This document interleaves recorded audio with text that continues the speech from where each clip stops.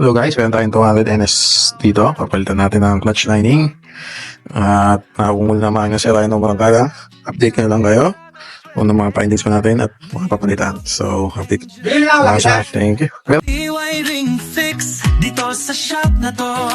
Problem solved. so guys, ito yung clutch lining sa'yo. Pudpud na. So, palitan natin ngayon ng bago. Ito yung papalit natin bago guys. Papalit natin. Ito yung guys sa may itim na. So, update na lang kayo pag tapos na.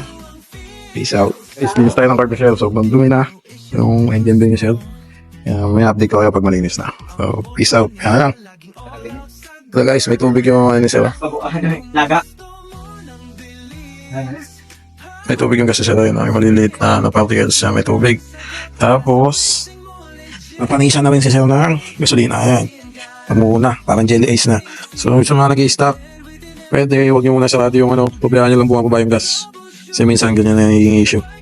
Kaya, kung i-stock nyo man, paano rin yung tuwing umaga, pang hindi kayo napapanisan, napapalitan yung gas.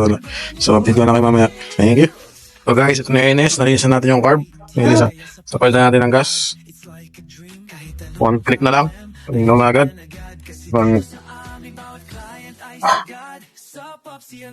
Kita doon nagpa-backwire sabi ni Sir. So, hindi natin maranggal yun. Kaya nakapag-rapilo yung carb. Update na lang kayo. Test drive naman natin to. So, peace out. Guys, na-bleed na natin yung preno ni Sir. Okay na ulit. Ayun na, wala yan. Pati sa unahan, na-bleed na natin. Ayun na, nalusot siya kanina. So, bubuhin lang natin yung motor ni Sir at paano rin para makita nyo kung okay na. So, update ko lang kayo mamaya. Peace out. So guys, ito na yung NS. Nalinisan natin yung carb. Nalinisan. Kapalitan natin ang gas. Pag-click na lang. Ano agad.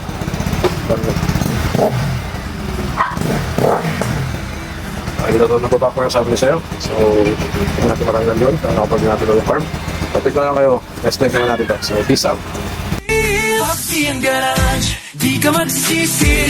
Partnered with an MW, sobrang bilis. From troubleshooting to bike tuning dreams.